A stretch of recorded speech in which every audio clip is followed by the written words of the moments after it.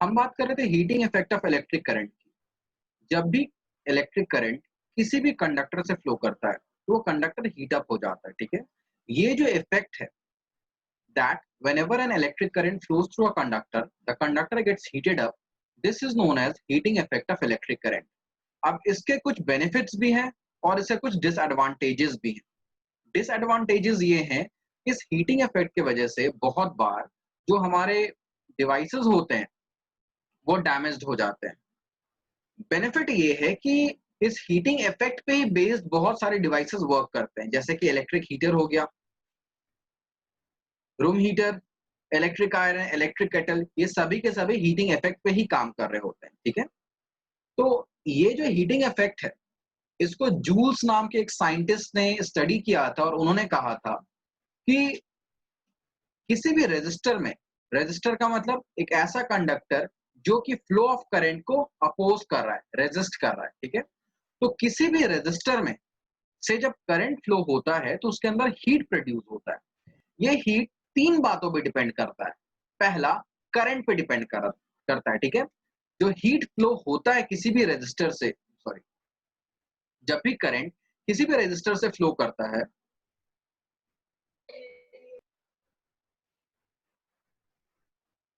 आयुष तुम दोबारा रिज्वाइन करो बच्चे, बाकी सभी को तो आवाज आ रही है।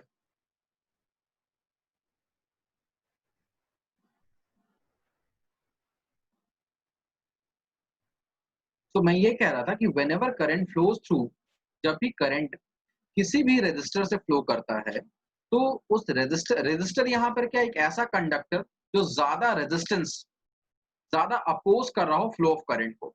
तो whenever current flows through a resistor, उस रेजिस्टर के अंदर हीट जनरेट होता है जो तीन बातों पे डिपेंड करता है। पहला, it depends on the square of the current. Current जितना ज्यादा बढ़ाओगे हीट उतना ज्यादा जनरेट होगा। दूसरा, it depends on the resistance. जिस भी रेजिस्टर से करंट फ्लो कर रहा है उसकी रेजिस्टेंस पे हीट डिपेंड करेगा। अगर उसकी रेजिस्टेंस ज्यादा होगी तो more heat will be generated, अगर उसकी रेजिस्टेंस कम होगी than less heat will be generated. And it also depends on time, कितने देर तक, कितने समय तक उस रेजिस्टर से करंट को फ्लो करवाया जा रहा है।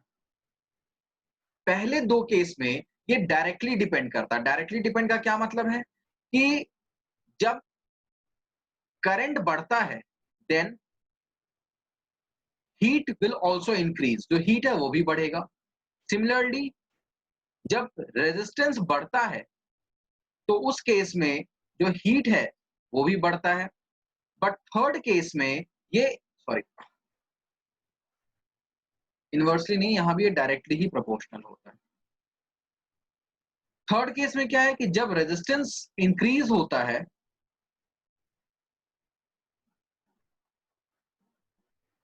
जिनमें मैं क्या कर सकता हूँ वॉइस क्रैक का, बच्चे नेटवर्क इश्यू हो रहा है आई थिंक। जो मैं पढ़ा रहा हूँ उसको मैं रिकॉर्ड करके भी डाल दूंगा, तो जो चीज मिस हो रहा है तो वहां पे देख लेना, ठीक? तो जब रेजिस्टेंस, जब टाइम इंक्रीज होता है उस केस में जो हीट जनरेटेड है वो भी इंक्रीज हो रहा होता है। तो किसी भी कंडक्टर से जब करंट फ्लो करता है, किसी भी रेजिस्टर या कंडक्टर, एक ही बात हो गई है। रेजिस्टर एक ऐसा कंडक्टर होता है जिससे जो कि ज्यादा अमाउंट ऑफ रेजिस्टेंस प्रोवाइड करता है। So whenever current flows through a resistor, heat is generated, and that heat depends on three things. That is the current flowing through that resistor, the resistance of that resistor, and the time for which the current flows through that resistor. तो इन तीनों को अगर हम combine करते हैं, combining above, we get H is proportional to I square R T, ठीक है। यहां पे जब हम प्रोपोर्शनलिटी का साइन हटाते हैं तो जो कांस्टेंट आता है वो आता है 1। अब ये कांस्टेंट की वैल्यू क्या होगी ये एक्सपेरिमेंटली फाइंड आउट किया जाता है, ठीक है। तो एक्सपेरिमेंटली देखा गया कि जब हम इस प्रोपोर्शनलिटी के सिंबल को हटा रहे हैं तो जो कांस्टेंट आएगा दैट विल बी 1। सो ये हो गया H is equal to I square R T. So according to Joule, Joule के अकॉर्डिंग जब भी करंट किसी भी कंडक्टर से फ्लो करता है तो उस कंडक्टर के अंदर जो हीट जनरेट होता है, it is equals to I square R T. I मतलब द करंट जो कि उस कंडक्टर से फ्लो कर रहा है, R that is the resistance of the conductor, and T is the time for which the current flows through the conductor. ठीक है, इसे नोट डाउन कर लेना।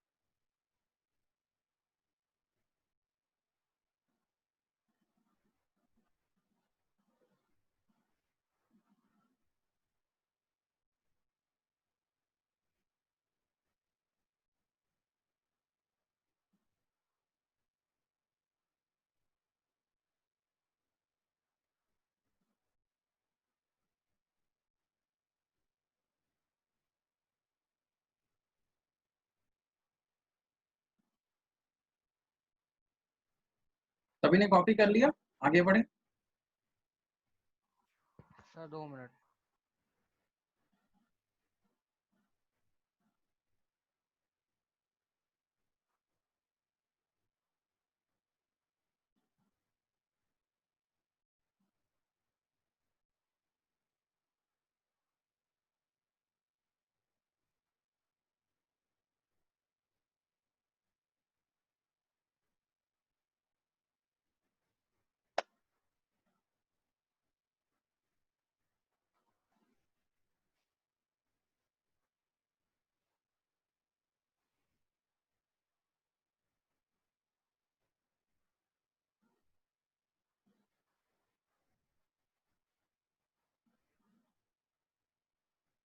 फाइन, तो आगे चलते हैं।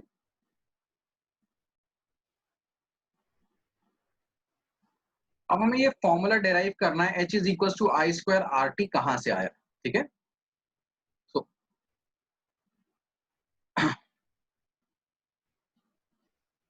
H is equal to R I square R T, that is ये किसकी किसका फॉर्मूला है, एनर्जी का फॉर्मूला है।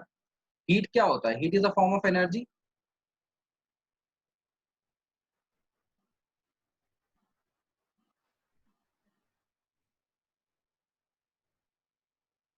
तो जो जूल्स ने बोला H is equal to I square R T, we have to prove it, हमें उसे प्रूव करना है कि H I square R T कहां से आ गया। अब देखो यहाँ पे, अगर मान लो किसी कंडक्टर से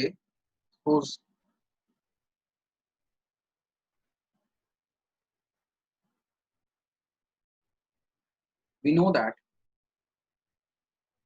पावर का फॉर्मूला क्या होता है, V इंटू आई हो जाता है। ठीक है, एंड जो एनर्जी कंज्यूम्ड होता है वो क्या होता है, पावर इंटू टाइम। तो P की वैल्यू क्या होगी, वी आई, और ये क्या आया, T। Now look here, by Ohm's law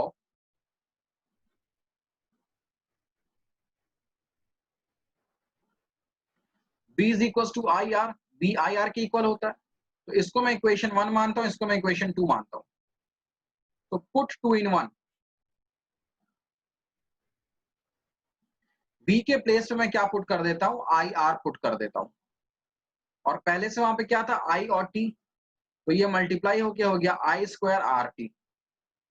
तो the energy consumed in a conductor is equal to I square R T.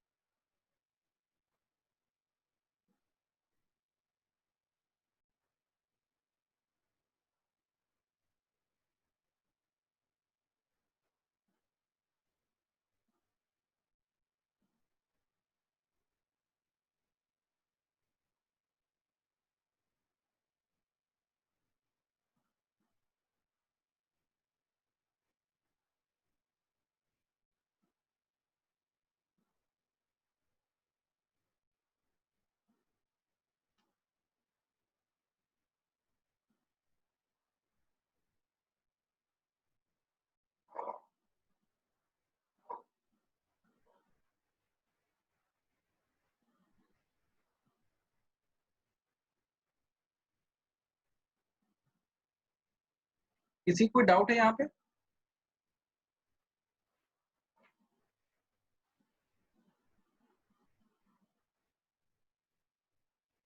Fine, तो इससे बेस्ड न्यूमेरिकल सॉल्व करते हैं।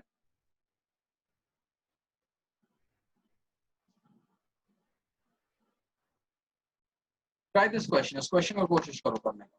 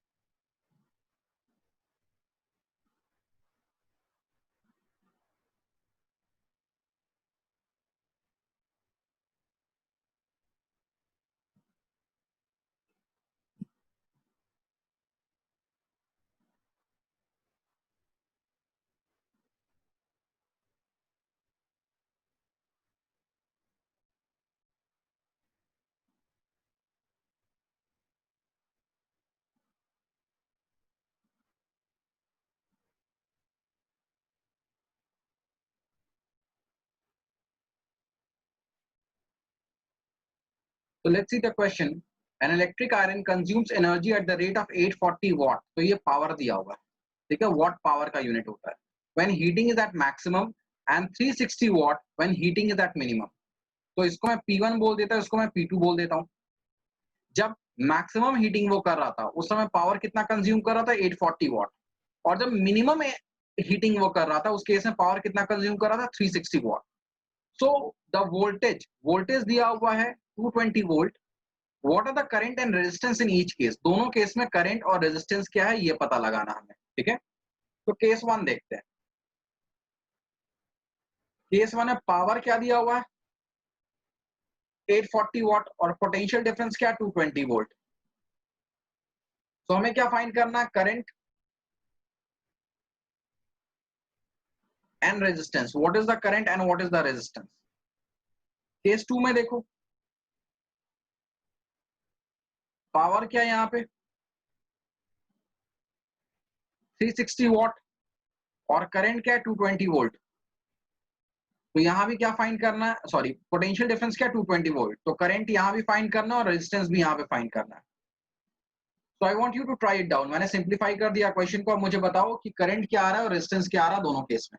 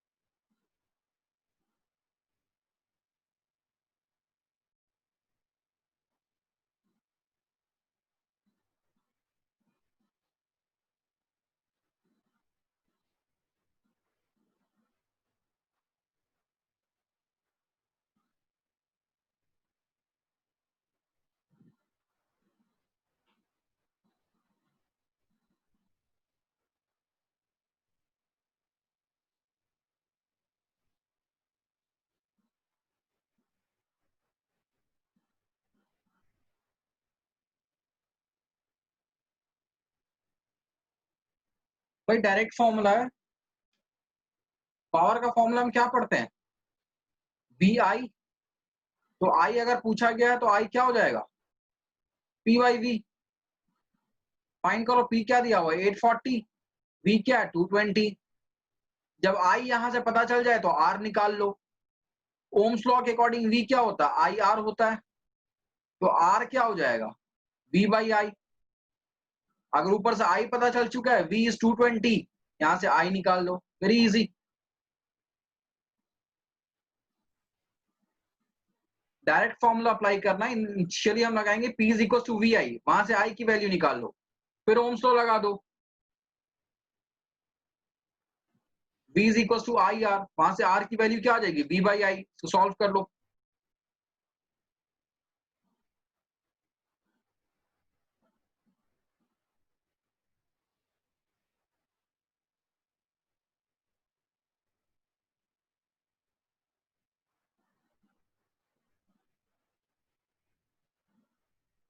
ये हो जाएगा सभी से, फाइन। तो उसको इसका आंसर निकालना is your homework. Next question देखते हैं। Try this question.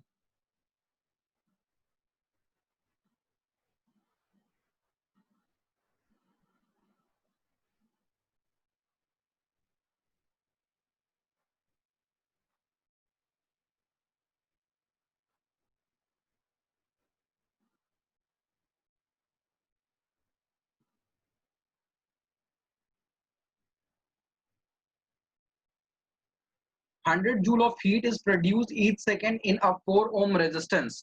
तो हीट क्या दे रहा है, 100 जूल, और रेजिस्टेंस क्या है, 4 ओम। कितने देर में, 1 सेकेंड में। Find the potential difference across the resistor. V की वैल्यू क्या है, ये फाइंड आउट करो।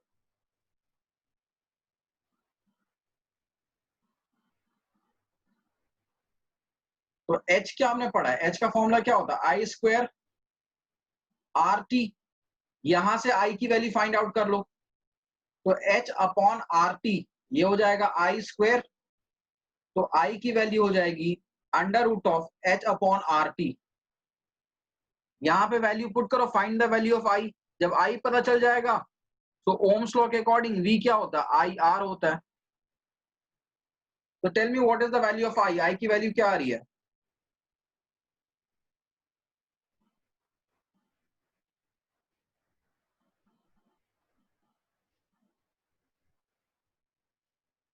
Sir 5 ampere. Yes, sir, 5 ampere.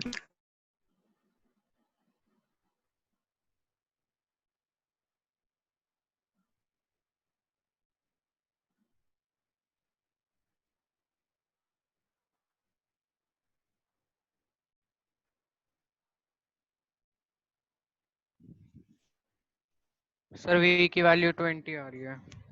ठीक है,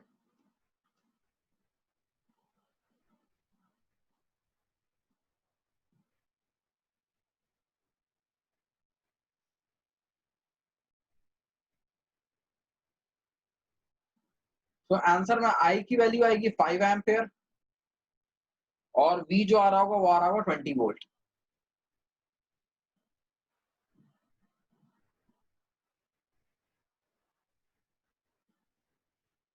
क्लियर, ये क्वेश्चन सभी को समझ में आ गया।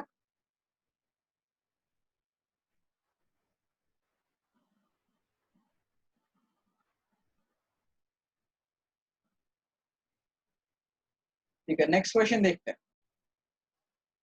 देखो हमारा इलेक्ट्रिसिटी का थ्योरी पार्ट कंप्लीट हो गया, ठीक है। जितने कॉन्सेप्ट्स पढ़ने थे सारे हमने पढ़ लिए। अब न्यूमेरिकल्स बचा हुआ जो हमें सॉल्व करना है साथ साथ, क्योंकि एग्जाम में न्यूमेरिकल इससे बहुत ज्यादा आता है और बच्चों से न्यूमेरिकली सॉल्व नहीं होता। ये क्वेश्चन ट्राई करो।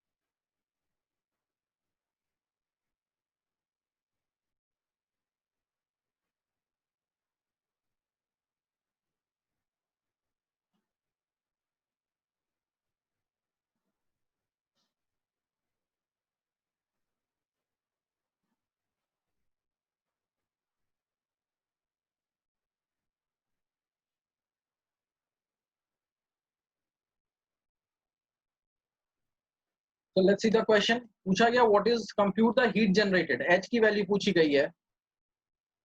While transferring 96,000 coulomb of charge, Q is equals to 96,000 coulomb in 1 hour. So time is equals to 1 hour through a potential difference of 50 volt. V is equals to 50 volt. So what is H? H is equals to I square RT. ठीक है. अब देखो यहाँ पे हमें I तो दिया हुआ नहीं है, तो I को हम क्या लिख सकते हैं? क्या I को Q by T लिखा जा सकता है? I का फॉर्मूला क्या होता है? Q by T.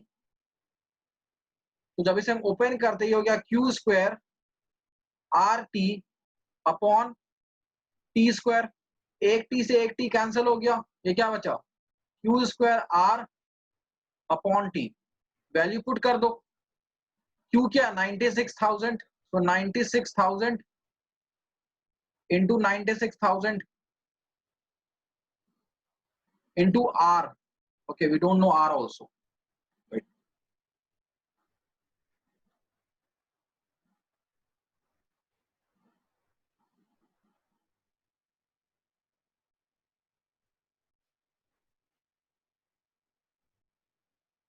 ठीक है, we can find out R. हम R भी यहाँ से find Ohm's law यहाँ भी लगा सकते हैं, but there is a simpler method also. एक दूसरा मेथड भी हो सकता है इसको सॉल्व करने का. H हो रहा H is I square RT which is Q by T. R को यहाँ पे हम Ohm's law से सब्स्टिट्यूट कर सकते हैं. तो Ohm's law अगर लगाते हैं तो R क्या हो जाता है? V by I हो जाता है. यहां से ही मैं चेंज कर देता हूँ. देखो, इट इज I स्क्वायर और R क्या हो गया? V by I into T. ठीक है, एक I से एक I कट गया. ये क्या बचा? V I और T. I क्या होता है? Q by T into T. T से T कैंसिल हो गया, तो ये हुआ V इंटू Q. तो ये पूरा करने की जरूरत नहीं है. there is simpler way also. H is equals to VQ आ गया, तो वैल्यू पुट कर लो. V क्या है? 50 और Q क्या है? 96,000. so we will get the answer by this only. ये बात सभी को समझ में आई कि ये H VQ के इक्वल कैसे आ गया? ऑलराइट.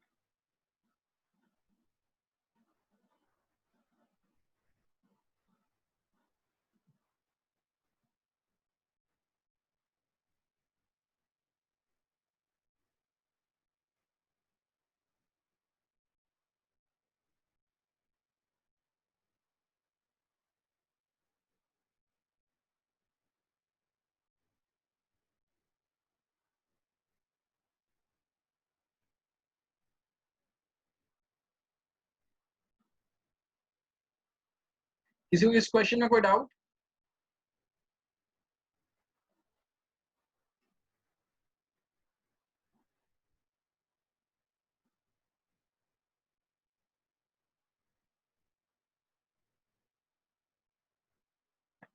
सभी ने कॉपी कर लिया?